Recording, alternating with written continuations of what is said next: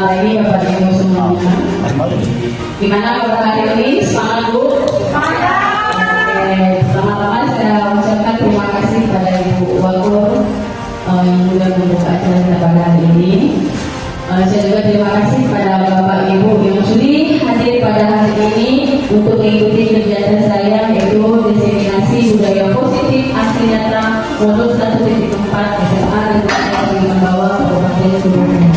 Nah, kegiatan ini merupakan tugas akhir saya di modul 1 Bapak Ibu, di mana kami ini disuruh membuat aksi nyata, yaitu menyebarkan budaya positif di lingkungan sekolah, terutama di rekan kerja dulu.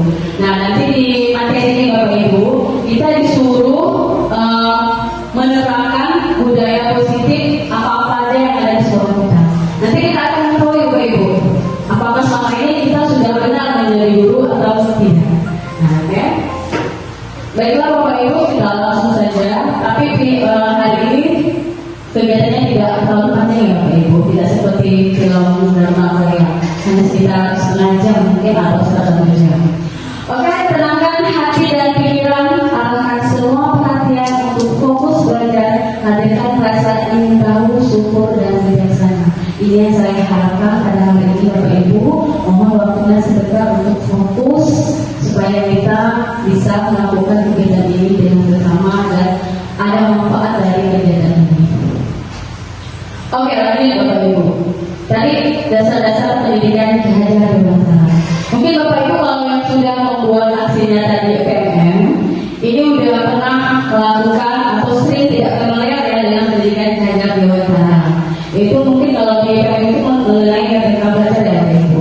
Ini berkaitan juga dengan pendidikan Ki Hajar Dewantara, di mana kita itu guru dituntut untuk berpihak pada murid, menghamba pada murid. Artinya kita adalah pelayan murid, itu menurut Ki Hajar Dewantara.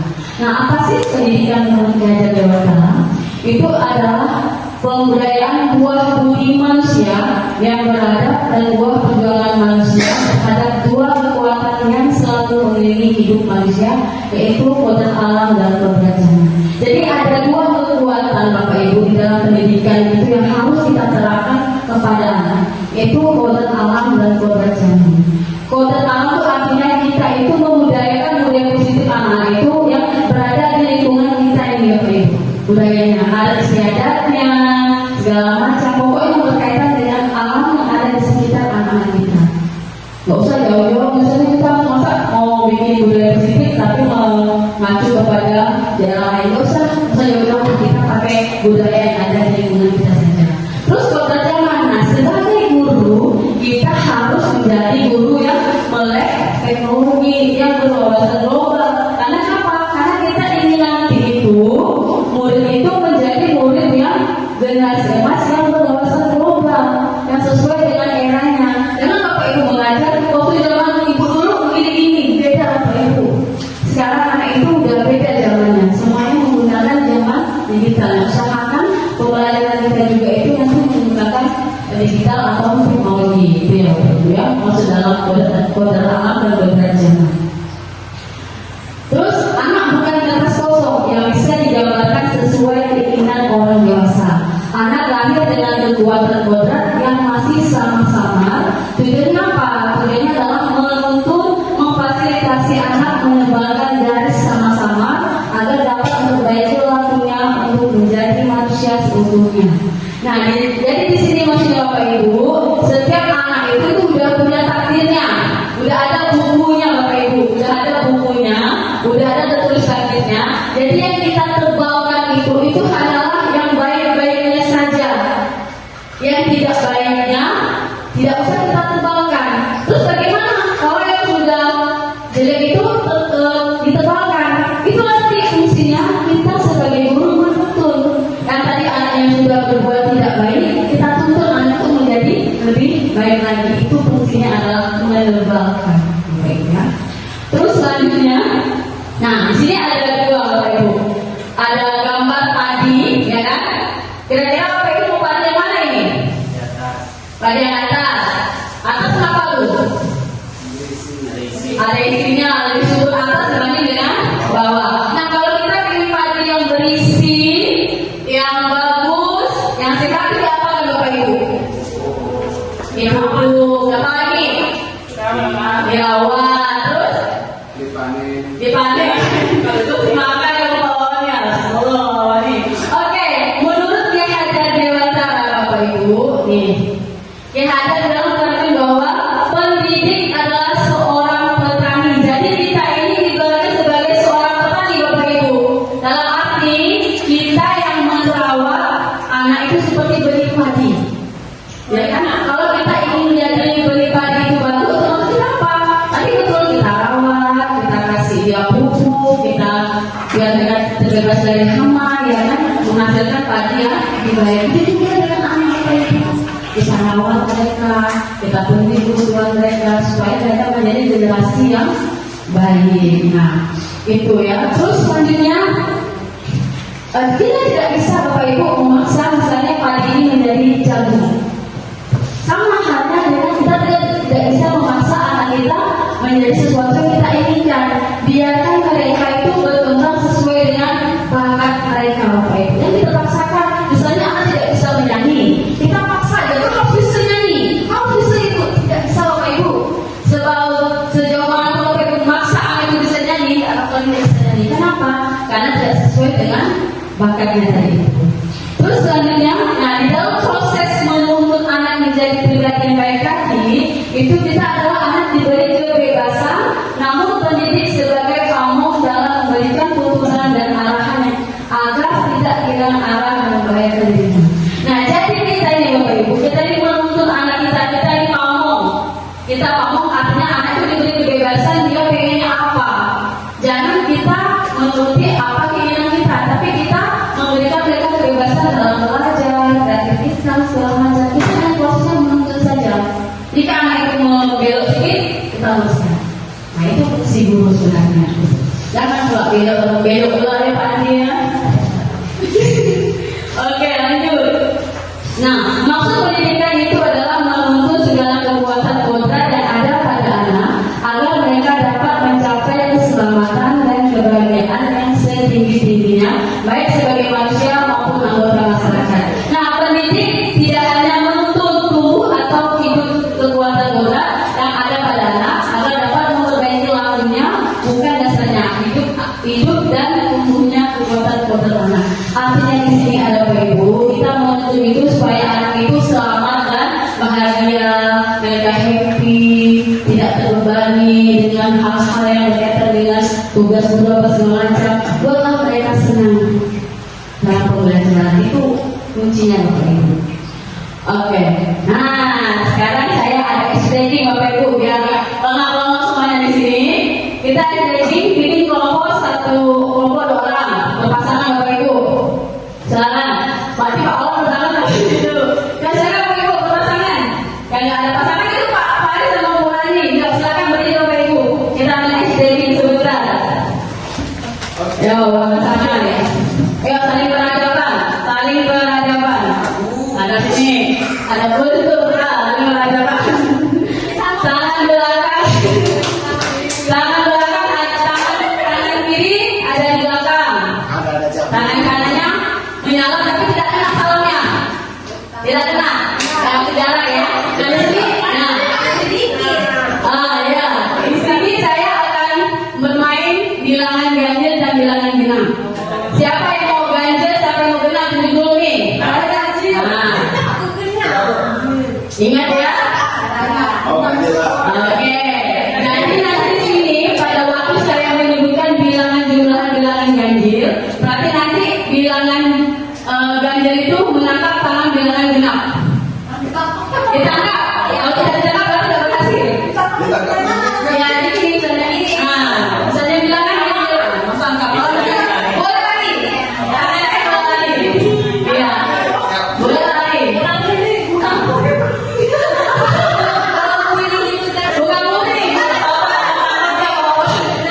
Bilangan genap, bilangan genap. Oke, paham? Kita testing ya, testing ya. Testing ya. Oke.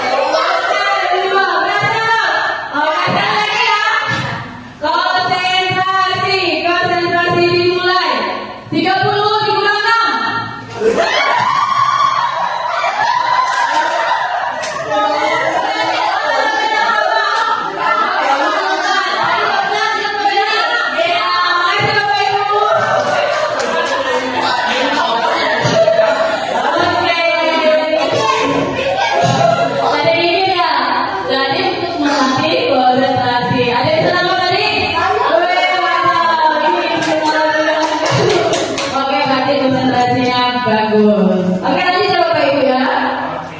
Semangat ya sih? Nah, harus semangat. Oke, dalam topik ini saya akan membahas 7 poin penting dalam penerapan budaya positif Bapak Ibu. Yang pertama itu adalah perubahan paradigma dari stimulus respon. Terus yang kedua ada disiplin positif. Yang ketiga motivasi perilaku manusia. Yang keempat kebutuhan dasar manusia. Yang kelima restitusi posisi kontrol. Ini yang penting Bapak Ibu nanti kita membahas. Terus yang keenam ada keyakinan kelas, ini juga penting nanti nih karena praktek. Terus yang ketujuh restitusi kriteria restitusi, ini kita juga akan praktek membuat pembicaraan salah di kelas seperti apa. Oke, next lanjut. Perubahan paradigma. Apa sih? Itu adalah pembelajaran dengan paradigma baru dirancang berdasarkan prinsip pembelajaran yang terdiferensiasi atau berpihak pada murid, sehingga murid belajar sesuai dengan kebutuhan dari tahap perkembangan untuk mewujudkan profil pelajar Pancasila. Jadi perubahan paradigma itu adalah Bapak Ibu, kita belajar berpihak pada murid, kita berdoa pada murid, kita memenuhi apa-apa kebutuhan murid untuk menciptakan profil pelajar Pancasila sesuai dengan keinginan pelajar Dewan Pancasila. Terus ini apa Bapak Ibu? Kepala tangan. Nah di sini saya akan melakukan kegiatan kepala tangan. Nih, perhatikan. Saya ada kepala tangan. Ini adalah kepala tangan saya. Di sini ada harapan saya. Saya mau siapa yang mau wisuda buka kepala tangan saya. Silakan buka. Buka sekuat tenaga. Ayo bagaimana caranya? Bisa nggak buka? Enggak. Ada yang saya? Ada susah nggak? Udah ada bukanya? Apa? Oke, ini kegiatan tadi ini ya Bu ya. Tadi kan wisuda saya suruh membuka kepala tangan saya. Itu maksudnya apa? Maksudnya saya mengontrol wisuda agar dia mengikuti apa keinginan saya. Gitu kan? Nah, saya tadi mengontrol diri saya juga supaya saya tidak terpengaruh oleh wisuda. Nah, ini akan berpengaruh terhadap nanti ilustrasi kontrol. Itu tadi ya Pak Ibu. Artinya dalam mempengaruhi orang nggak bisa. Terus selanjutnya, nih tadi kepala tangan tadi itu ada maknanya. Yang pertama adalah mengenai ilustrasi guru mengontrol murid, terus ilustrasi bahwa kritik dan membuat orang merasa bersalah dan dapat menguatkan karakter. Yang ketiga adalah isu bahwa semua penguatan positif efektif dan bermanfaat. Terus yang terakhir ilustrasi bahwa orang dewasa memiliki hak untuk memaksa. Nih, apa sih maksudnya? Maksudnya itu yang pertama tadi adalah ilustrasi guru mengontrol murid. Itu guru itu menyatakan bahwa semua perilaku memiliki tujuan, bahkan terhadap perilaku yang tidak disukai. Jadi mengontrol apa yang tidak disukai itu diikuti aja sama muridnya. Misalnya gurunya suruh A, padahal muridnya nggak suka tapi diikuti sama muridnya. Itu namanya mengontrol. Terus yang kedua, ilustrasi bahwa semua penguatan positif efektif bermanfaat. Artinya murid tersebut menjadi tergantung pada sang guru. Apa-apa semuanya guru, apa-apa semuanya guru, ya. Terus selanjutnya yang ketiga, ilustrasi bahwa kritik membuat orang merasa bersalah atau menguatkan karakter. Artinya di sini mereka itu dikontrol, merasa bersalah untuk mengontrol murid menuju pada identitas gagal. Artinya kita ini murid kita sesuai dengan guru ini gagal. Misalnya kalau siswa kita melakukan kesalahan, kita merasa gagal kalau kita anak itu berbuat salah. Terus selanjutnya adalah ilustrasi bahwa orang dewasa memiliki hak untuk memaksa. Artinya orang dewasa percaya bahwa mereka memiliki tanggung jawab untuk membuat murid-murid berbuat hal-hal tertentu. Ya. Terus selanjutnya, nah ini adalah perubahan paradigma stimulus respon menjadi teori kontrol. Di sini kita perhatikan, kalau di stimulus respon itu semuanya berkaitan dengan misalnya kebutuhan kita sama. Sedangkan kalau di teori kontrol kebutuhan kita berbeda. Artinya kalau di stimulus respon itu apa-apa harus sama. Misalnya saya punya keinginan sama, Bapak juga harus sama dengan keinginan saya, tidak boleh berbeda. Tapi kalau di teori kontrol itu harus berbeda. Kita tidak boleh sama, kebutuhan kita itu berbeda. Jadi kita harus bisa menguasai kontrol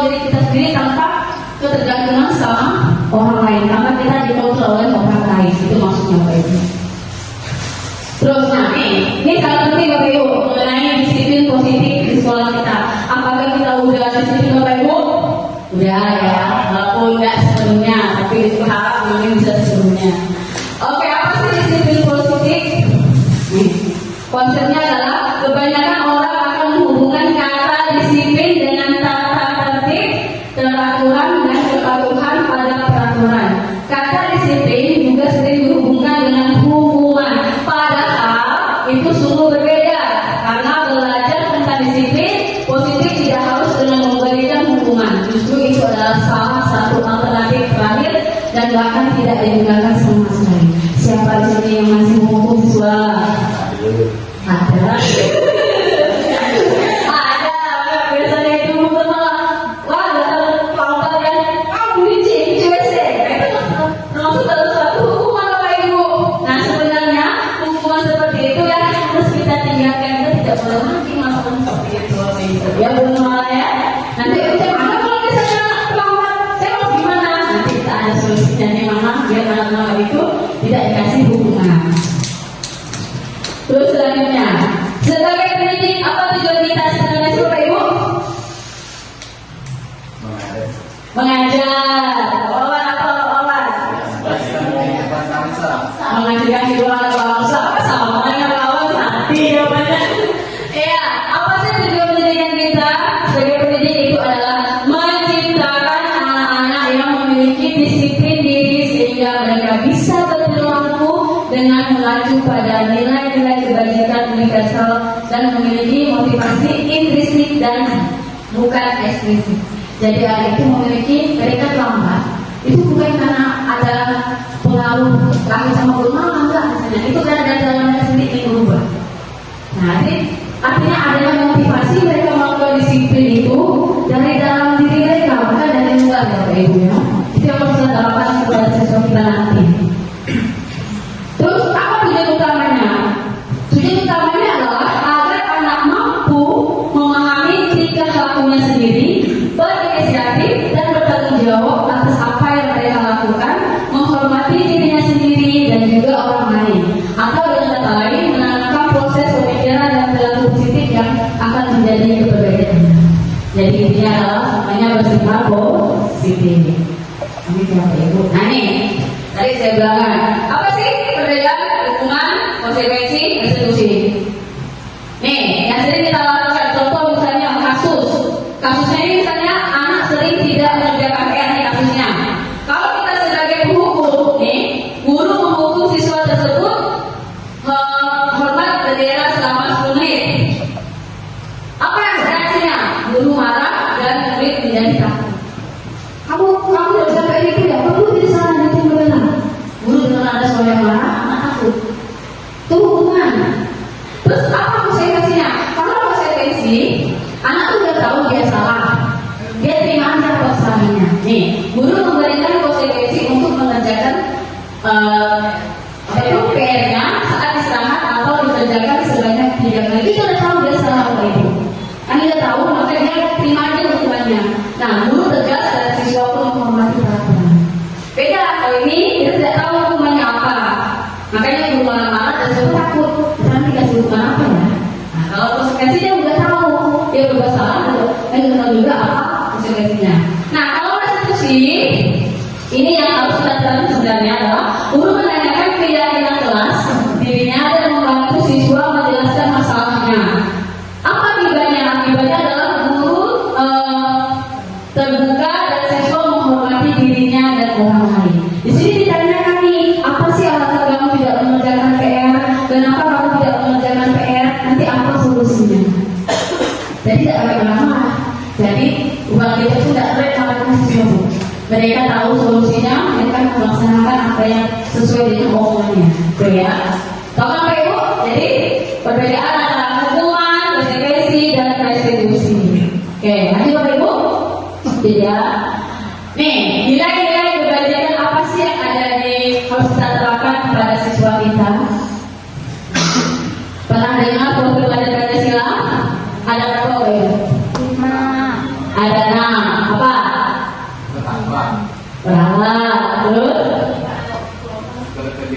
Berikan global. Terus? Mandiri.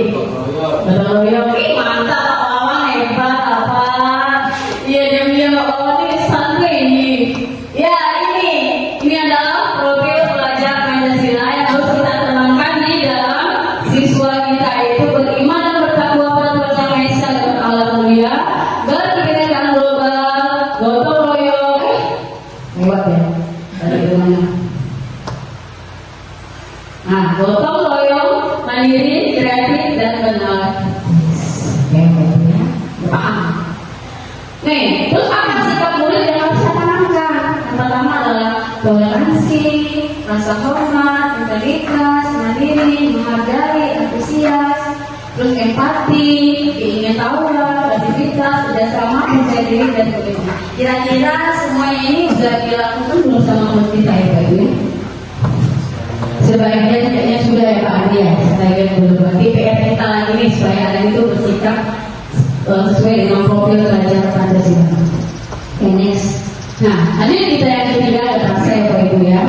Bila drama kita nih sebentar lagi habis. Motivasi perilaku manusia. Apa sih yang membuat orang itu termotivasi untuk melakukan sesuatu? Apa sih yang membuat siswa itu termotivasi datang ke sekolah untuk belajar? Oke, kita bahas sama-sama. Apa motivasi? Nih. Motivasi adalah merupakan dorongan yang timbul pada diri seseorang secara sadar ataupun tidak sadar untuk melakukan suatu tindakan dengan tujuan tertentu. Tadi saya bilang ada berapa tadi motivasi? Ada 2. Yang pertama intrinsik, yang kedua ekstrinsik. Intrinsik dari dalam, ekstrinsik dari luar. Oke. Terus nih, ini ada 3 yang biasanya orang itu melakukan. Mengapa dia melakukan motivasi? Apa sih tujuannya? Yang pertama adalah menghindari ketidaknyamanan dan hukuman.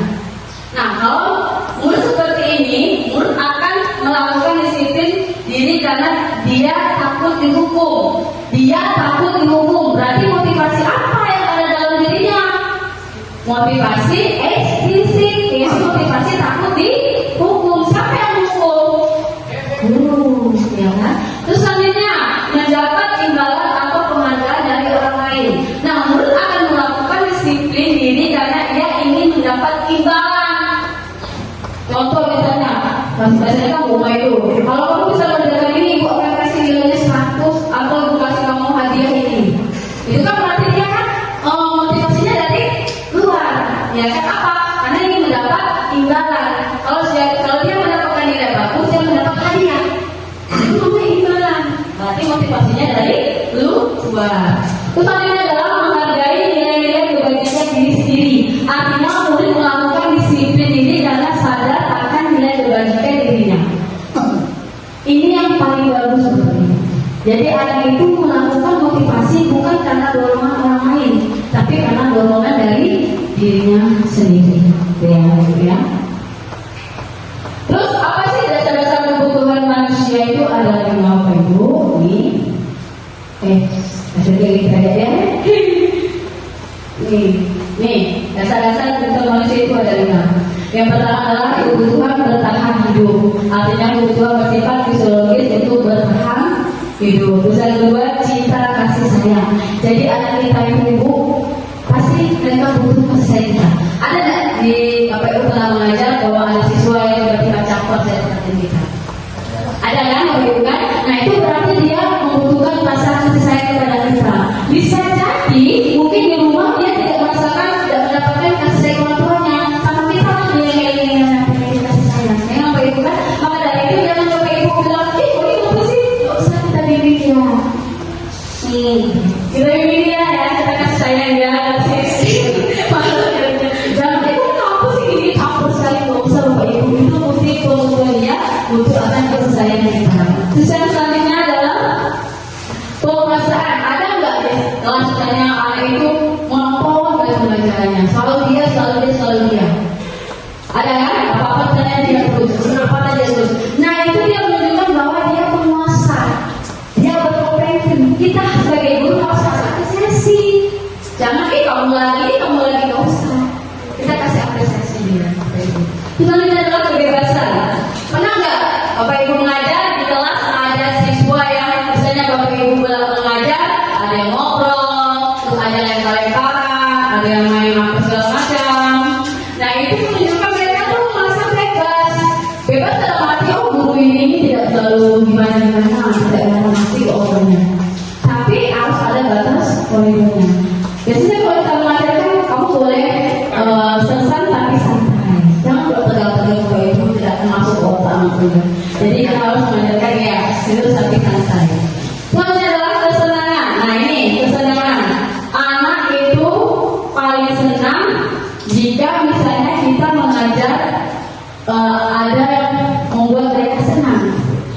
Membayang saya dulu, oh saya suka guru ini. Nah, buat mereka senang dulu di dalam pembelajaran. Kalau mereka sudah senang dengan pembelajaran kita, apa yang kita sampaikan pasti akan masuk ke otak mereka ya, Bapak Ibu ya. Nah, oke, sekarang yuk, mainnya masih senang lagi. Kita lakukan STG lagi ya, Bapak Ibu. Silakan Bapak Ibu ini kita sama-sama.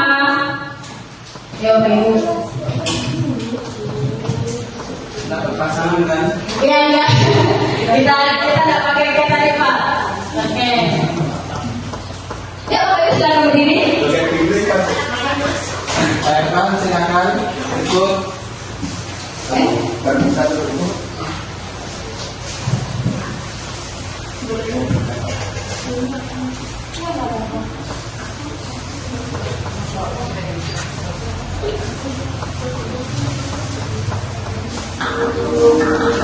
Oke, Bapak Ibu kita main angka.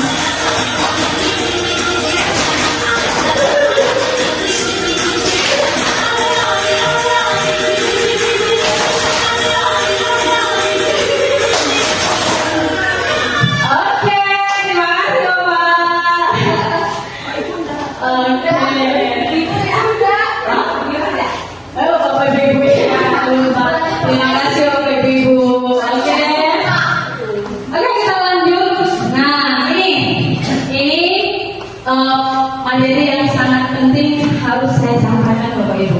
Karena ini berkaitan dengan guru. Jadi guru itu mempunyai 5 posisi kontrol guru yang harus ditanamkan atau dikuasai. Jadi, ya.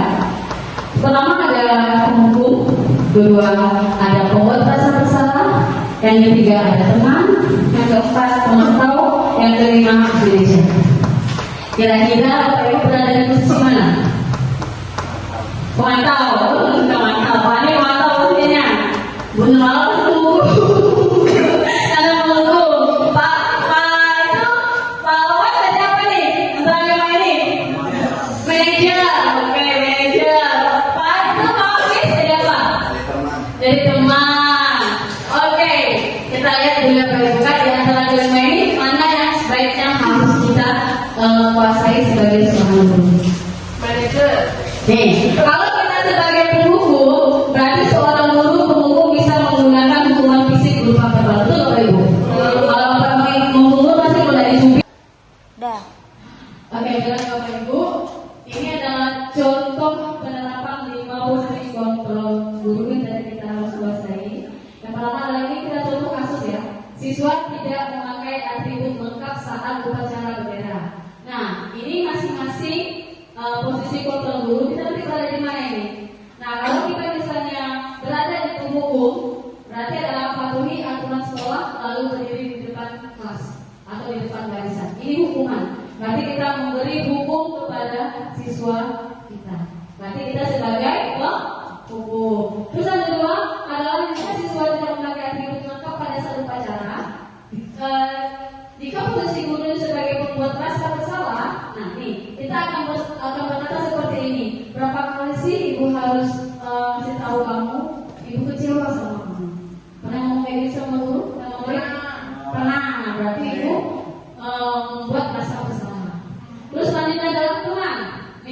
Tadi Pak Wis bilang saya sebagai kursi tengah. Nanti Pak Wis melakukan, ayolah yang tertib, buat Bapak bangga. Kali ini tidak apa-apa. Tenang kan? Tenang, saya tenang. Selanjutnya adalah pemantau. Ini tadi nih Pak Andi bilang kalau saya sebagai pemantau. Kamu sudah melanggar apa peraturan dan apa konsekuensinya. Artinya mereka berbuat kesalahan, mereka tahu apa kesalahan mereka, guru hanya memantau. Maka saja kegiatan mereka itu apa? Mantau. Terus yang terakhir adalah manajer. Nih posisi tadi bilang Pak Wawan, saya sebagai manajer. Artinya apakah kamu tahu kesalahan kamu? Kira-kira bagaimana kamu akan memperbaiki kesalahan? Nah dari semua posisi kontrol ini Bapak Ibu Guru, yang paling baik yang harus kita terapkan itu adalah kita sebagai manajer. Manajer dalam arti kita mau ngecek, kamu tuh memecahkan masalah atau mengatasi masalah itu tanpa harus menghukum, membuat mereka merasa bersalah, teman, mantap. Tapi kita harus membuat mereka nih. Kita cari dulu apa alasan mereka, apa solusinya. Mereka mencari solusi bukan kita Bapak Ibu. Mereka cari solusinya, mereka memecahkan solusinya juga. Jadi mereka yang melakukan dari kesalahan mereka itu tugas kita sebagai manajer. Ya Bapak Ibu ya, Bu Nurmaya nanti Bu Nurmala ini sebagai penghukum harus berubah menjadi sebagai manajer. Nah ini keyakinan kelas.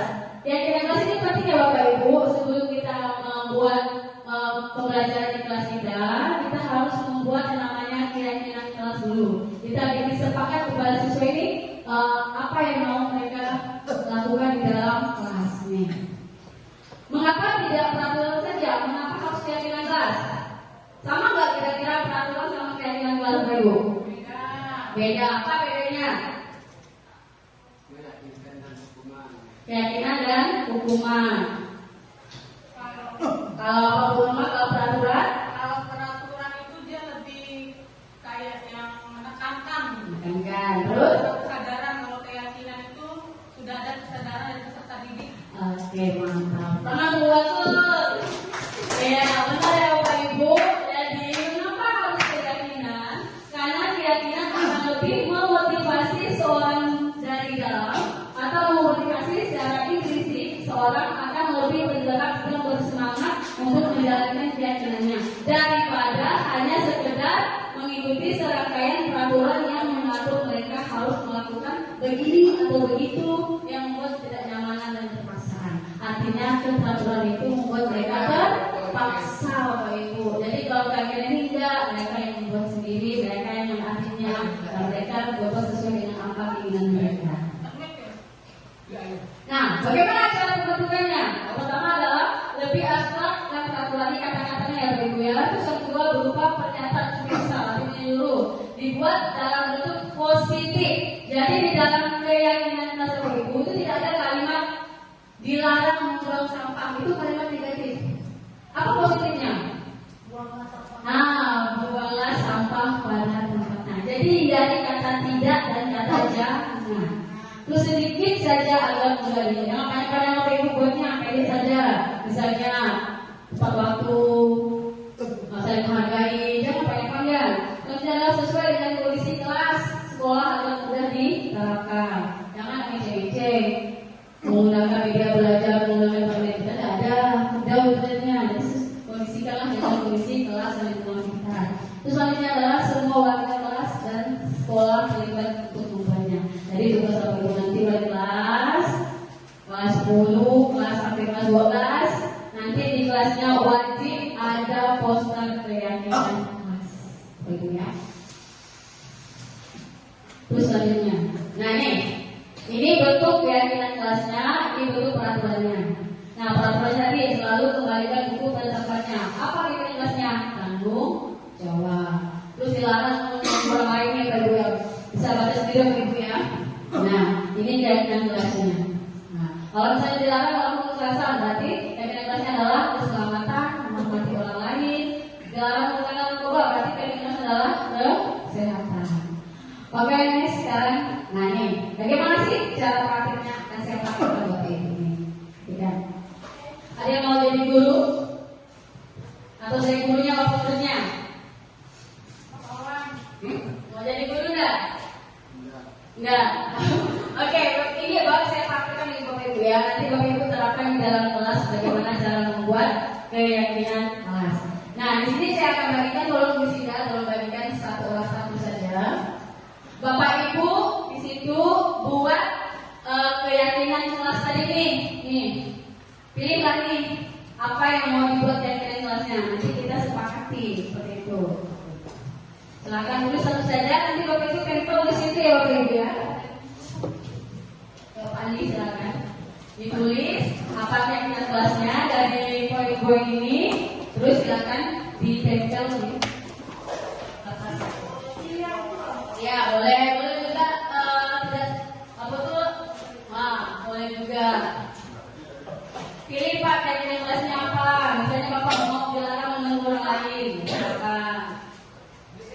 Atau tidak mengganggu orang lain, atau tidak datang tepat waktu, misalnya seperti itu. Saling menghargai, contohnya. Silakan tulis satu saja. Iya, dan tempel di situ. Buat keyakinan kelas itu pilih mau pakai. Iya bebas. Mau di luar tadi juga bebas. Dapat nih? Oke, kalau enggak silakan tempel.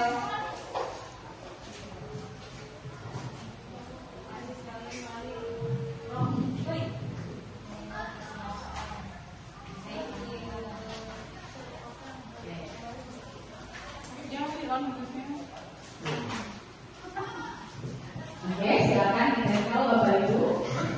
Juga Bapak Ibunya murid, saya gurunya. Di sini kita belajar membuat keyakinan kelas ya Bapak Ibu. Nanti setelah ini diterapkan di kelas masing-masing.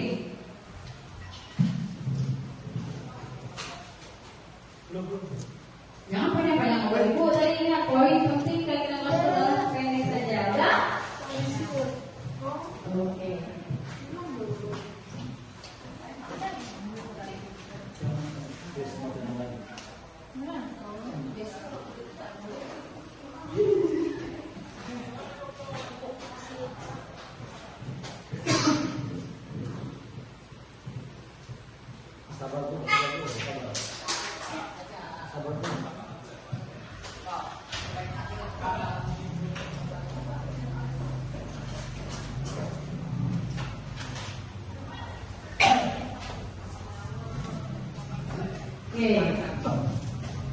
Oke ya, nah inilah adalah keyakinan kelas yang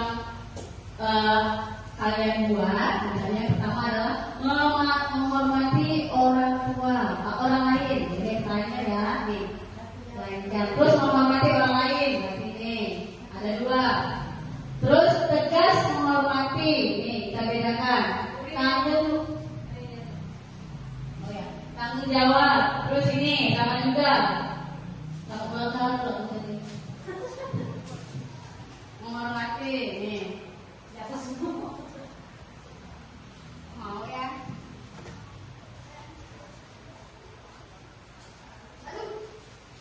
Balik ya. Nah inilah Bapak Ibu tadi. Nanti kalau buat keyakinan kelas, Bapak Ibu akan menyuruh siswa Bapak Ibu menulis seperti ini di kertas. Nanti sudah ditulis seperti ini, nanti kita sepakati kira-kira kalimat mana yang akan kita bikin keyakinan kelas. Misalnya menghormati orang lain dulu kita tulis disepakati. Berarti nanti mereka akan menghormati orang lain. Kalau mereka melanggar, mereka melakukan kesalahan dan mereka sendiri yang akan mendapat bimbingan kita. Nah ya, seperti ini ya Bapak Ibu ya. Nanti dari buat seperti ini, terus kita sepakati bersama-sama. Nanti kalau mereka buat kesalahan, ini kita tempel ini. Kamu ingat nggak apa keyakinan kelas yang kamu buat? Ingat Bu, ini dia keyakinan kelasnya. Nanti kamu udah melanggar. Apa konsekuensinya? Bla bla bla bla. Nah Ibu Bapak Ibu ya, jadi seperti itulah cara membuat keyakinan kelas. Oke, nih yang terakhir Bapak Ibu, episode yang terakhir ini adalah segitiga restitusi. Ini adalah tadi berhubungan erat dengan guru sebagai manajer, Bapak Ibu ya. Apa sih segitiga restitusi? Adalah proses menciptakan kondisi bagi murid untuk memperbaiki kesalahan mereka sehingga mereka bisa kembali pada kelompok mereka dengan karakter yang lebih kuat menurut dosen ya. Terus restitusi juga adalah proses kolaboratif yang mengajarkan murid untuk mencari solusi untuk masalah dan membantu murid berpikir tentang orang seperti apa yang mereka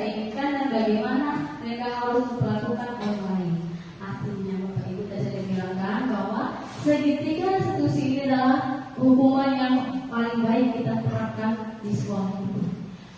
Udahlah, gak usah jadi guru hukum, gak usah jadi guru bersalah atau teman. Kita harus menjadi guru yang manajer. Nah, seperti inilah tadi.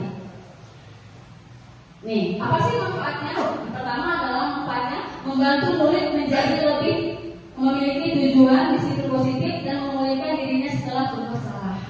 Nah, mereka tahu mereka salah, mereka bisa untuk memperbaikinya. Yang tujuannya apa? Tujuannya adalah menjadi orang yang menghargai nilai-nilai kebajikan yang mereka percaya ini. Dari disiplin, dari keyakinan jelas, akan muncullah nilai kebajikan tadi itu, Bapak Ibu. Terus selanjutnya, ciri-cirinya, Bapak Ibu bisa baca, bukan untuk menutup kesalahan, memperbaiki hubungan, berupa tawaran, bukan paksaan ya Bapak Ibu, tidak ada paksaan. Kita menawarkan mereka melaksanakannya. Terus menuntut untuk memilih ke dalam diri, mencari kebutuhan dasar yang berdasar tindakan, menyelesaikan cara yang paling baik, fokus pada karakter bukan tindakan. Nih, pada karakter dalam segitiga sedusi ini artinya kita membentuk karakter anak Bapak Ibu, bukan melakukan tindakan yang berupa fisik. Nih, dalam segitiga restitusi itu ada 3 tahapan Bapak Ibu yang harus kita lakukan nih. Pertama itu adalah menstabilkan identitas. Kamu semua akan melakukan hal terbaik yang bisa kita lakukan. Tanyakan dulu nih, selamat pagi, apa kabarnya, tahu kan kamu seperti itu. Terus validasi tindakan yang salah. Semua perilaku memiliki alasan. Tanya, kenapa kamu melakukan itu? Apa alasannya? Terus yang ketiga, menanyakan keyakinan kelas. Artinya menanyakan kita semua memiliki motivasi internal. Tanyakan tentang keyakinan yang sudah dibuat. Tuh. Nih Bu, Bapak Ibu, ini contoh penerapan keyakinan kelas ya.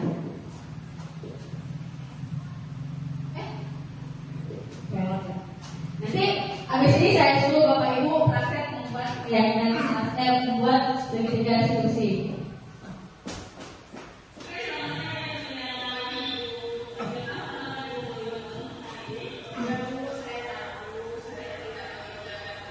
Nah, ini namanya menstabilkan identitas.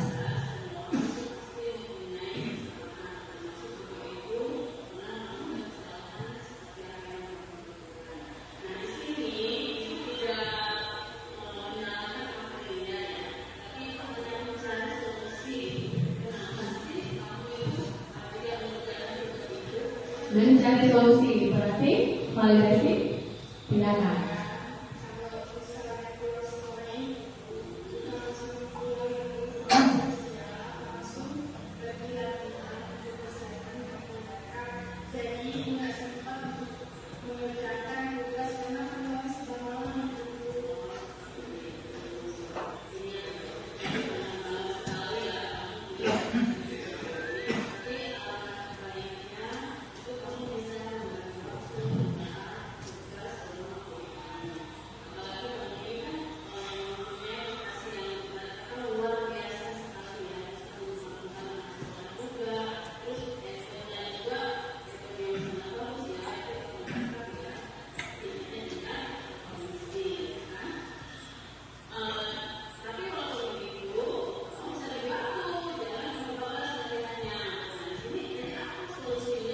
Ditanya ya Bu Ibu, kalau mereka sesuatu apa solusinya?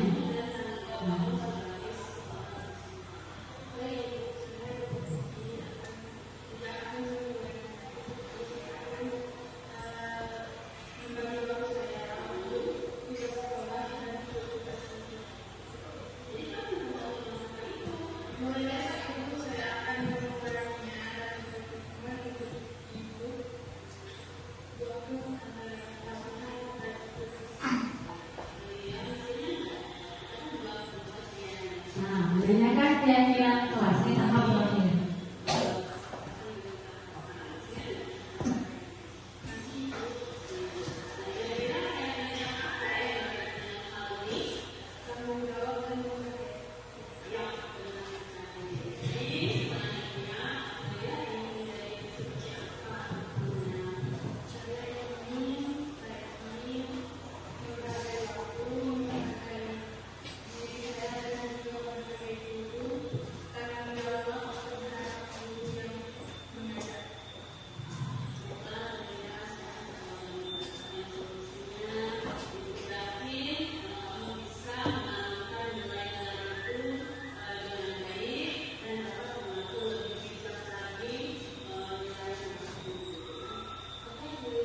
Oke, seperti itu Bapak Ibu ya, jangan kita memberi tindakan kepada murid kita jika berbuat salah, tidak dengan cara hukum, tapi melakukan namanya segitiga persekusi. Oke, saya mau dua orang guru mempraktekkan di sini. Sekarang siapa tadi itu Pak Wi sama Pak Andi? Oke, silakan Pak Wi sama Pak Andi. Oke, silakan di sini kita ambil kursi sebelah sini ya. Sebelah atas siapa jadi gurunya? Pak Wi jadi gurunya, Pak Andi jadi muridnya. Oke, silakan duduk kursinya. Sini Pak, yuk. Ikan cepat, ikan bagus. Tadi kan ini bisa sendiri Pak. Apa itu? Apa nggak mau main itu main? Mereka nih. Jom. Rekam.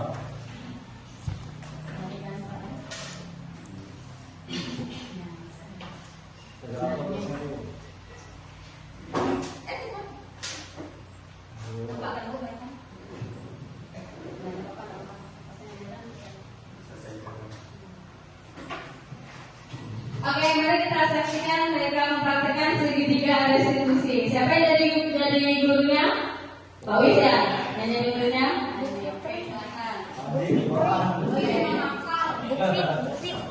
Nah, kedengaran dan Bu suaranya? Agak nyaring. Udah nyari, Pak. Nah, ayo. Oke. Are you ready? Siap. Kamera, roll, action. Ketua Anda berarti. Selamat pagi Andi. Pagi Pak. Kamu tahu nggak kenapa Bapak manggil kamu? Betul nggak? Nah, kalau nggak tahu berarti kamu ada salah nih.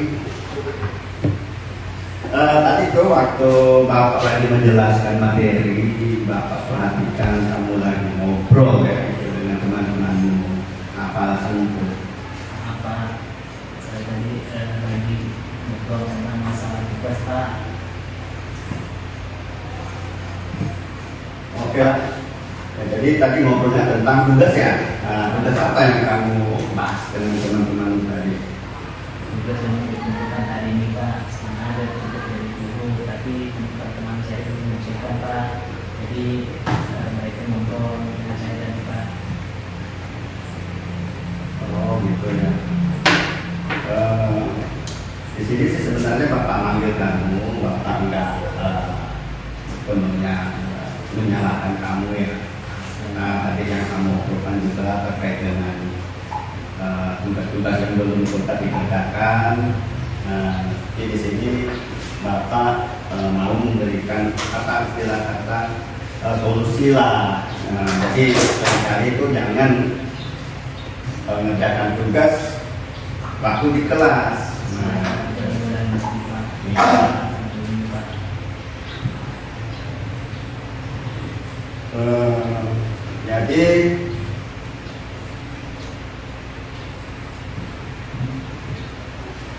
Jadi nanti ya kalau waktunya tugas, ngobrol tugas di saat-saat istilahnya waktunya harus pas kerjakannya, jadi jangan sampai dikerjakan di dalam kelas ya. Jadi supaya nggak terjadi obrolan-obrolan yang tidak bermanfaat. Nah, gitu ya. Ya, Saya ulangi lagi Pak. ya. Ini kali ini ya. Gitu ya. Oke. Udah lah. Keyakinan kelasnya. Keyakinan kelas ada di mana nih? Oh, keyakinan Mana nih? kira-kira gitu. Mana nih? Tanggung jawab, komitmen. Oh, bawa. Ini ada kira-kira keyakinan kelas apa yang udah kamu langgar gitu kan? Nah, Oke ya. Next. Oke ya Andi ya. Tadi Bapak udah nanya, kamu nggak ngobrol, kira-kira kamu tahu nggak keyakinan kelas apa yang sudah kamu langgar itu? Di jam pelajaran Bapak, saya sering ngobrol dengan kawan Pak. Dan tentunya saya tidak akan mencoba Pak. Oh ya, bagus ya. Nah, jadi Itu ya, jadi karena kita sudah melakukan kesepakatan bersama ya. Nah, jadi apa yang sudah kita sepakati jangan sampai ulang lagi, jangan diulang lagi. Ya. Oke, terima kasih Pak Andi ya. Pak Andi. Udah. Oke, makasih.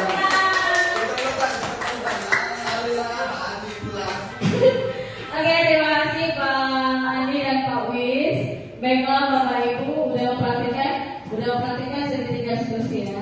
Baiklah Bapak Ibu, dengan berakhirnya praktik dari Pak Wis dan Pak Andi tadi, maka saya akhiri pemaparan saya pada hari ini. Saya berharap semoga pemaparan saya pada hari ini bermanfaat bagi kita semuanya untuk mewujudkan budaya positif di lingkungan sekolah kita.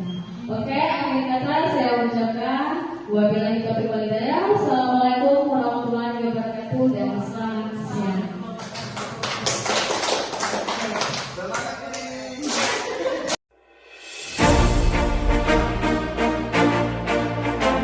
Pemaparan materi hari ini untuk Ibu Rini Priyanti, materinya sangat luar biasa untuk kami semua, mudah-mudahan bermanfaat.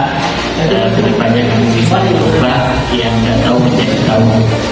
Ya, terima kasih. Bu Rini, terima kasih hari ini sudah memberikan diseminasi budaya positif di SMA Negeri 3 Sungai Ambawang. Nah, menurut saya begini tadi, ada beberapa sebenarnya yang mau saya tanyakan terkait dengan menghamba kepada siswa atau menghamba kepada murid. Nah, apa sih sebenarnya tujuan kita menghamba kepada murid? Nah, tadi juga sudah dijawab ya. Misalkan itu ada konsekuensi hukuman dan restitusi tadi ya. Nah, dari situ mungkin jawaban-jawaban itu sudah bisa saya tangkap. Nah, dengan adanya pemberian materi ini bisa memberikan pembelajaran kepada kami khususnya guru-guru di SMA Negeri 3. Nah, untuk itu kami mengucapkan selamat kepada Bu Rini dalam CGP angkatan yang ke-11 ini. Semoga praktik-praktik selanjutnya terus berjalan dan dapat diaplikasikan di sekolah. Mungkin hanya itu dari kami. Terima kasih.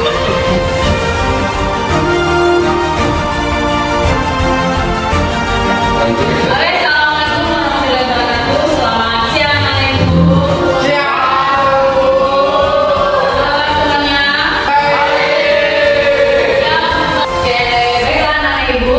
Kita mulai materi kita pada hari ini, Ibu mau membuat sebuah keyakinan kelas. Sudah pernah dengar kata keyakinan kelas? Belum. Pernah belum? Atau mungkin pernah dengar kata peraturan? Peraturan sudah dengar ya? Tapi kalau keyakinan belum ya? Belum. Ada yang bisa nggak jelaskan bedanya? Kira-kira peraturan sama keyakinan kan beda kata tuh. Ya. Peraturan, keyakinan. Ada yang tahu salah satu peraturan sekolah apa? Berpakaian rapi, Bu. Berpakaian rapi itu peraturan sekolah ya. Nah, itu mau jelaskan sedikit nih, apa sih? Mengapa sih Ibu harus keyakinan kelas? Kenapa nggak peraturan kelas saja? Karena kedua kata itu berbeda. Kalau peraturan itu udah dibuat langsung sama gurunya, kalian tinggal mentaati, kalian tinggal jalani saja. Kalau tidak kalian jalani, otomatis mendapat hukuman. Dan contohnya peraturan tidak boleh menggunakan sepatu putih misalnya. Tapi kalau itu kan melanggar apa yang akan dihukum. Tapi kalau keyakinan itu kalian sendiri yang membuatnya, kalian sendiri yang meyakininya, dan kalian yang menerapkannya. Contoh misalnya keyakinan kelas, kalian pengen kelas seperti apa sih? Bersih. Apalagi kelasnya dengan apa? Isinya apa? Rapi. Apalagi? Dingin, Bu. Dingin tapi asik. Boleh, nanti kita masak asik. Asik pula ya, kipas aja. Ya, apalagi yang diinginkan?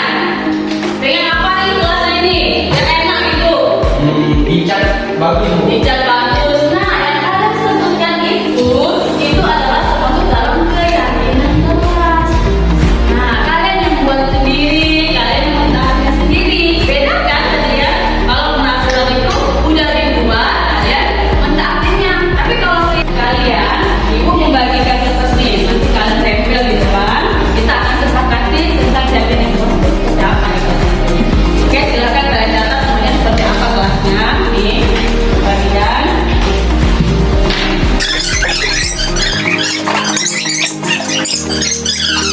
Ya bebas.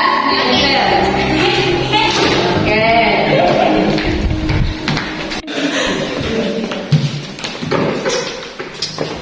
Oke. Nah, inilah keyakinan kelas yang kalian buat ya. Sekarang kita rangkum. Rangkum keyakinan kelas yang kita ketik. Wah, macam mana tuh? Jadi tuh. Oke, di sini. Terus kelas yang wangi. Sama. Oke, ini juga kan sama. Pasang kipas angin. Oke lah, di sini masih baca. Terus kelas yang dicat bagus. Oke. Nah, ini semua adalah tadi impian-impian kalian dalam. Kalau sini kira-kira nilai kebajikan ini pertama yang kita sepakati ya, bersih. Berarti kita sepakat bahwa yang pertama adalah menjaga kebersihan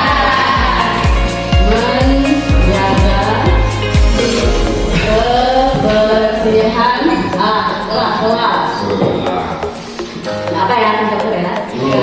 Terus yang kedua, di sini juga kalian terasa menginginkan adanya kipas angin. Berarti apa nih? Sakatannya nih. Ingin memiliki kipas angin. Hah? Ingin memiliki fasilitas yang baru. Kalau berkaitan dengan nilai kebajikannya apa ya? Di sini nih ada tulisan saling menghargai nih. Saling menghargai. Berarti kita tulis ya, saling menghargai. Menghargai dalam arti tidak boleh menjelekkan satu sama lainnya.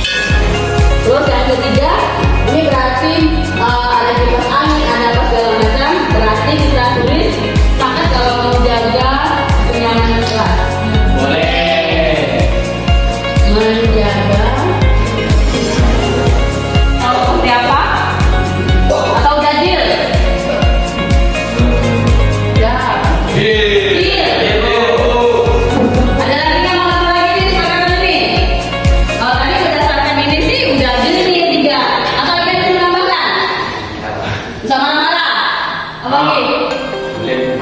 Sapu sama marah-marah. Saling termasuk dalam saling menghargai manusia. Kalau udah sepakat, deal nggak nih? Kalau sudah deal, kalian bikin pernyataan di sini biar tidak dilanggar. Nanti kalau ada yang melanggar atau tidak ada saling menghargai, berarti dia melanggar keyakinan.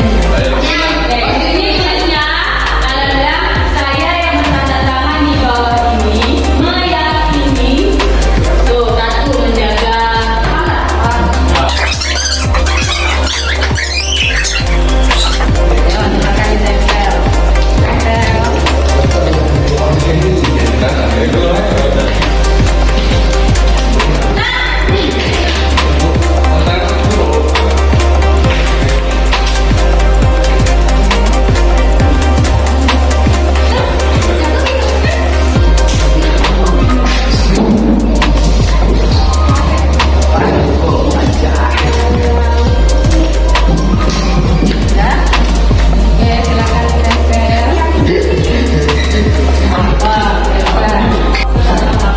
dan keyakinan kelas ini harus kalian taati ya. Kenapa? Karena kalian yang buatnya. Ibu, karena kita sepakat sama tadi menjaga kebersihan kelasnya, menjaga kebersihan kelasnya. Terus yang kedua, saling menghargai, arti tidak ada yang memiliki, tidak ada yang melakukan apapun ini. Terus selanjutnya menjaga kenyamanan kelas. Kalau misalnya ada yang gengsi, bukanlah gitu kan. Terus selanjutnya datang tepat waktu. Ini yang harus kalian laksanakan. Siap? Terus keyakinan kelas. Baik, assalamualaikum warahmatullahi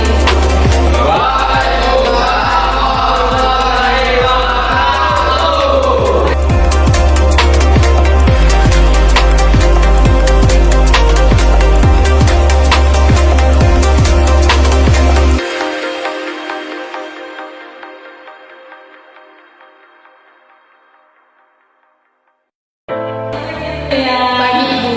Oke, tahu kenapa Ibu memanggil kamu hari ini? Ya Bu, saya tahu saya tidak mengerjakan tugas. Maaf ya Bu. Tidak apa-apa, ya. Semua orang itu pasti mempunyai kesalahan, termasuk juga Ibu pernah melakukan kesalahan seperti apa yang kamu lakukan. Nah, di sini Ibu tidak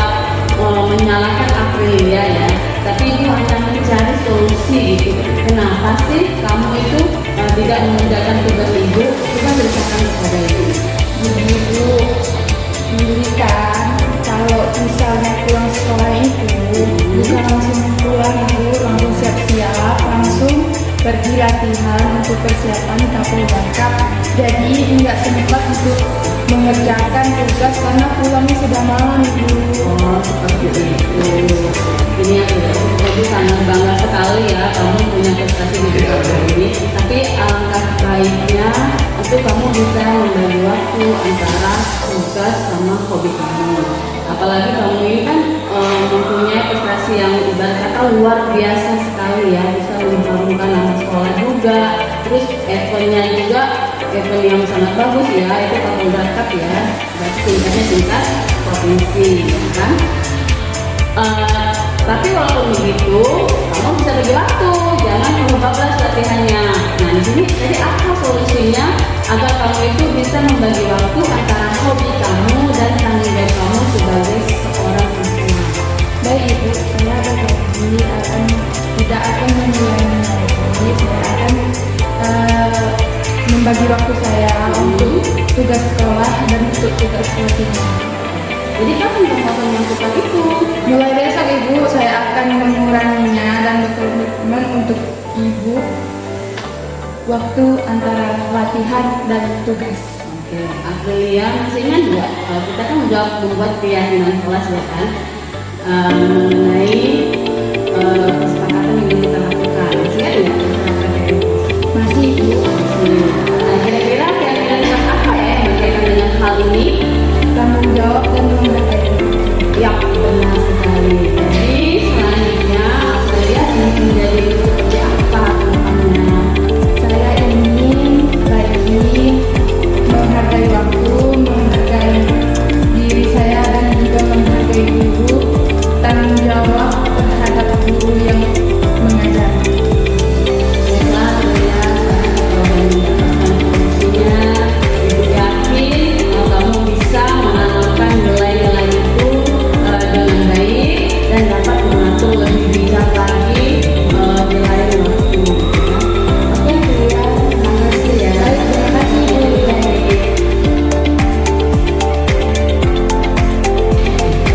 Oke, selamat pagi adik-adik. Pagi Bu. Tahu kenapa yang melanjutkan kalian ini? Tidak boleh temu. Tidak tahu. Tadi pada waktu ibu membahas soal itu ibu melihat kalian itu asik ada ngobrol di belakang. Oh, ya Bu, minta maaf. Kira sekarang ibu mau bertanya, menurut kalian itu ngobrol saat jam pelajaran itu baik untuk dilakukan? Soalnya tadi itu ibu udah menegur kalian selama 2 kali loh. Kalian tidak mengerti. Tidak Bu, maaf Bu, kami mengaku salah, lain kali kami tidak akan mengulangi lagi. Apa kalian tidak suka pelajaran itu atau mungkin boring itu? Tidak Bu, kami sangat suka belajar itu karena pelajaran itu sangat bagus. Oke, baiklah di sini ibu tidak mencari siapa yang salah karena berbuat salah itu wajar ya. Apalagi Arif dan Arya itu tidak semua orang itu benar. Karena ibu juga pernah melakukan kesalahan. Semua orang pasti melakukan kesalahan. Nah, coba di sini ibu pengen tahu aja apa sih alasan kalian itu sampai kayaknya asik gitu ngobrolnya di belakang. Coba cerita. Tadi Bu, kami membahas tentang bangsa wali yang ada di program ini. Hari ini tidak mau ketemu. Jadi saya menceritakan tentang keseruannya Bu. Makanya aku sangat penasaran tadi Bu. Iya Bu, saya sangat penasaran dan tidak sabar mendengar cerita dari Anda. Oh, ingat ibu acara yang malam itu ya di Kodam. Jadi bisakah kita perbaiki masalah ini? Bisa Bu. Nah, baiklah, sekarang ibu ingin bertanya, apakah ada solusi gitu kan agar kalian itu bisa bercerita, namun tidak mengganggu jam pembelajaran? Ada Bu, saya sama Alia akan menunggu sampai jam pelajaran selesai. Oh, jadi kalian sudah tahu kapan waktunya ini bercerita? Sudah Bu. Oke, Ado sama Arya kira-kira masih ingat nggak? Kita kan udah buat keyakinan kelas tuh. Nah, kira-kira keyakinan kelas seperti apa yang berkaitan dengan hal ini? Masih Bu. Nah, dan menghormati orang lain. Menghargai dan menghormati orang lain. Ya, betul sekali. Nah, jadi sikap itu perlu tak kira-kira dilakukan? Perlu Bu. Mengapa? Apakah penting untuk kalian?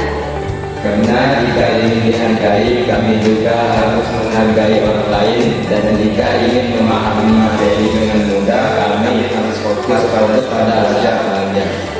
Oke, baiklah Agung Arya. Sekarang kalian sudah menemukan solusi itu. Ibu berharap kalian nanti itu tidak mengulanginya lagi ya. Tidak hanya di pelajaran ibu saja, tapi juga di pelajaran guru-guru lainnya. Oke, kalian siap? Adil siap? Oke, terima kasih.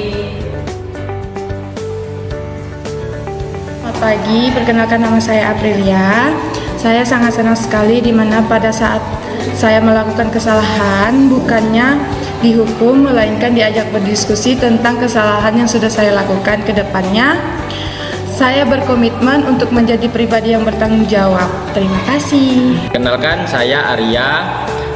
Jujur, saya sangat senang sekali dengan cara Bu Rini menegur kami atas kesalahan yang kami lakukan, dan kami berjanji tidak akan mengulanginya lagi serta fokus dalam belajar.